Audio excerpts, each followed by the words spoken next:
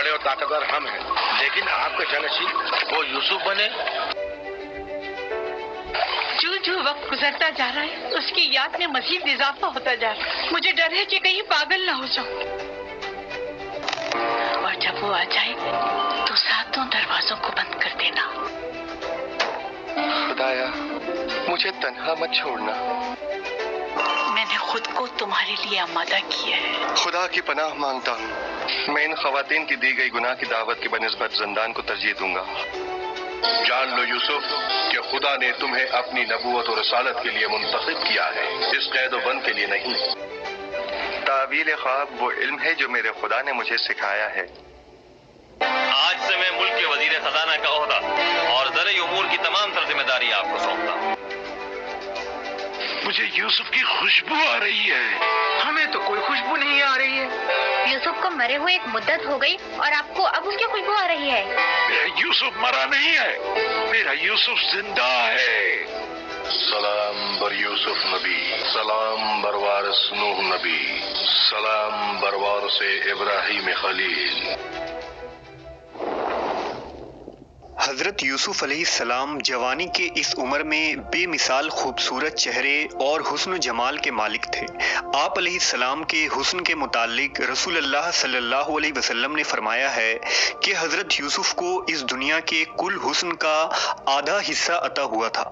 जब कोई औरत आपके पास आती तो आप अलैहिस्सलाम अपने चेहरे को ढांप लेते ताकि वो औरत किसी फितना में मुब्तला न हो जाए।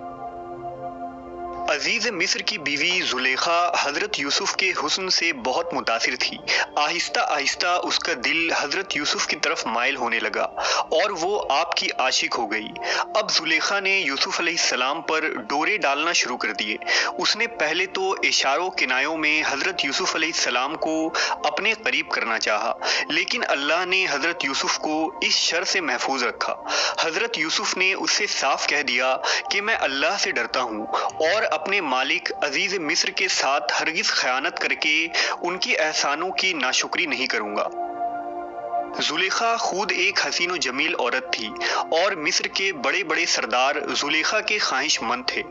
लिहाजा वो हैरान हुई कि उसकी ये पेशकश जिसके लिए लोग जान देने को तैयार रहते हैं, ये अदना सा गुलाम क्यों कर ठुकरा सकता है। इस तरह हजरत यूसुफ का इनकार जुलेखा के लिए उसके अना का सबब बन गया और इस इनकार ने उसके इश्क के अंगारों को मजीद भड़का दिया।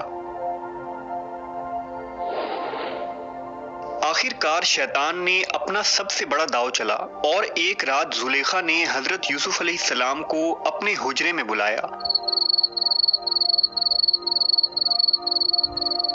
आप पहले ही समझ गए कि इस तारीक रात में उन्हें हुजरे में तलब करने का क्या मकसद है, लेकिन बहरहाल आप एक गुलाम थे और अपने मालिक की बीवी के हुक्म से इनकार न कर सकते थे। लिहाजा हजरत यूसुफ ने अल्लाह पर तवक्कल किया और जुलेखा के हुजरे की तरफ बढ़े। जुलेखा अपने कमरे में खूब बनाव सिंगार करके तैयार थी। जब हजरत यूसुफ हुजरे में तशरीफ लाए तो उसने दरवाजे बंद कर दिए। उसने इस तन्हाई में हजरत यूसुफ को लुभाने की कोशिश की और आप अलैहिस्सलाम को जना की दावत दी। इस पर हजरत यूसुफ ने कहा, अल्लाह की पनाह, वो तेरा शौहर तो मेरा आका है जिसने मुझे यहाँ इज्जत से रखा है। मैं ऐसा जुल्म नहीं कर सकता। बेशक जालिम नजात नहीं पाते। हजरत यूसुफ अलैहिस्सलाम ने देखा कि ये औरत शैतान के चंगुल में फंस चुकी है और गुनाह पर आमादा है, तो हजरत यूसुफ बाहर निकलने के लिए दरवाजे की तरफ भागे। जुलेखा ने उन्हें पकड़ने के लिए उनके पीछे दौड़ी। उसने जब हजरत यूसुफ को पकड़ने की कोशिश की तो उनकी कमीज का पिछला दामन उसके हाथ में आ गया, जिसे उसने अपनी तरफ खींचा तो वो फट गया। हजरत यूसुफ बाहर निकले तो सामने अजीज मिस्र खड़ा था। पीछे जुलेखा भी बाहर आ गई। अपने शौहर को सामने देखकर उसके हवास बाख्ता हो गए। वो फौरन मासूम बन गई और हजरत यूसुफ पर इल्जाम लगाते हुए कहने लगी, जिसे तूने अपने महल में पनाह दी और इज्जत से रखा, आज ये शख्स तेरी ही बीवी के साथ बुरा इरादा कर रहा था। इसे सख्त से सख्त सजा दी जाए। حضرت یوسف علیہ السلام نے فوراً صفائی دیتے ہوئے فرمایا، حقیقت تو یہ ہے کہ یہی مجھے اپنی نفسانی خواہش پورا کرنے پر مجبور کر رہی تھی۔ عزیز مصر کے سامنے ایک طرف تو اس کی بیوی تھی جو یوسف علیہ السلام پر بدکاری کا الزام لگا رہی تھی، تو دوسری طرف حضرت یوسف تھے جن کی شرافت، پاکیزگی اور سچائی سے خود عزیز مصر بھی واقف تھا۔ لہٰذا عزیز مصر سوچ میں پڑ گیا کہ آخر سچائی کیا ہے۔ ابھی عزیز مصر اسی کشمکش میں تھا کہ اللہ کی طرف سے یوسف علیہ السلام کی پاک دامنی کی گواہی اور اس گھنونے تہمت سے بچانے کے لیے ایک معجزہ پیش آیا۔ ہوا یوں کہ محل میں ایک عورت کا شیرخوار بچہ وہیں موجود تھا جو 4 مہینے کا تھا، اور وہ زلیخا کے ماموں کا لڑکا تھا۔ ابھی وہ بول بھی نہ سکتا تھا، لیکن خدا کی قدرت یہ ہوئی کہ اچانک وہ بول پڑا، اور بچے نے کہا، اگر یوسف کا کرتا آگے سے پھٹا ہوا ہے تو عورت سچی ہے اور یوسف جھوٹا ہے، اور اگر اس کا کرتا پیچھے سے پھٹا ہوا ہے تو یہ جھوٹی ہے اور وہ سچا ہے۔ لہٰذا جب حضرت یوسف علیہ السلام کا کرتا دیکھا گیا تو وہ پیچھے سے پھٹا تھا۔ اب معاملہ صاف ہو گیا اور سچائی واضح ہو گئی کہ یوسف علیہ السلام بے قصور ہیں۔ عزیز مصر غضبناک ہوا اور فوراً اس نے کہا کہ یہ تم عورتوں کی مکاری ہے، اور واقعی تم عورتوں کی مکاری بڑی سخت ہوتی ہے۔ اس نے زلیخا کو حکم دیا کہ یوسف علیہ السلام سے فوراً معافی مانگے، اور اس نے اپنی بیوی کو خطاوار قرار دے کر اسے ڈانٹنے اور ملامت کرنے لگا۔ بہرحال عزیز مصر نے یہ سوچا کہ یہ معاملہ یہیں رفع دفع ہو جائے گا، لیکن جب یہ واقعہ پیش آیا تو محل کے کچھ خادم اور نوکر چاکر بھی وہاں موجود تھے، لہذا کانوں کان یہ خبر محل سے باہر چلی گئی اور شہر کے لوگوں میں اس واقعے کا چرچا ہونے لگا۔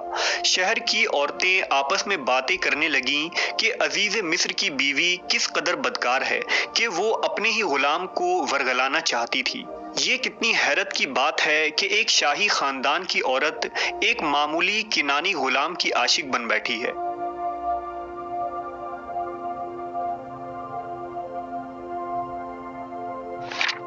جب زلیخا گئے اور ایک ایک چھری تمام عورتوں کو پکڑا دیا گیا، پھر زلیخا نے یہ حکم دیا کہ یوسف علیہ السلام کو بلایا جائے۔ لہٰذا جیسے ہی حضرت یوسف محفل میں تشریف لائے اور ان عورتوں نے آپ کو دیکھا تو حیرت کے مارے ان کی آنکھیں پھٹی کی پھٹی رہ گئیں۔ اس وقت پھل اور چھری ان کے ہاتھوں میں تھی، لہٰذا حضرت یوسف علیہ السلام کے حسن میں وہ اس قدر کھو گئیں کہ انہوں نے پھل کاٹنے کے بجائے اپنی انگلیاں ہی کاٹ لی اور کہنے لگی کہ یہ تو انسان نہیں ہے بلکہ کوئی فرشتہ معلوم ہوتا ہے۔ ان عورتوں نے بھی اپنے اپنے طریقوں سے حضرت یوسف کو اپنے جال میں پھنسانا چاہا، لیکن آپ ان کے دامن فریب میں نہ پھنسے اور اللہ نے آپ کی حفاظت فرمائی۔ دراصل زلیخا کا ان عورتوں کو دعوت پر بلانا اور حضرت یوسف کو ان کے سامنے پیش کرنے کا مقصد یہ تھا کہ وہ یہ بتانا چاہتی تھی کہ حضرت یوسف کوئی معمولی غلام نہیں۔ کوئی بھی عورت خواہ وہ شاہی خاندان ہی سے کیوں نہ تعلق رکھتی ہو، وہ یوسف کی پہلی نظر سے ہی ان کی فریفتہ اور عاشق ہو سکتی ہے۔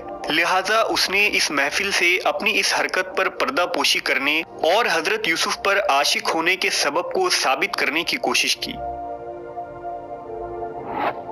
اب ہوا یوں کہ آہستہ آہستہ حضرت یوسف علیہ السلام کے حسن کے چرچے پورے مصر میں عام ہو گئے، اور بڑے بڑے سرداران کی عورتوں کا پیغام حضرت یوسف کے لیے آنے لگا۔ عورتیں حضرت یوسف کی ایک جھلک کے لیے اپنا سب کچھ قربان کرنے کو تیار تھی۔ اسی طرح ان مصری خواتین نے کئی بار آپ سے زنا کرنے کی بھی خواہش کی۔ جب اس طرح کے واقعات بڑھنے لگے تو وزراء، سلطنت کے ارکان اور زلیخا نے عزیز مصر کو یہ مشورہ دیا کہ حضرت یوسف علیہ السلام کو قید خانہ بھجوا دیا جائے۔ لہذا بنا کسی جرم اور خطا کے حضرت یوسف علیہ السلام کو عزیز مصر کے حکم سے جیل میں قید کر دیا گیا۔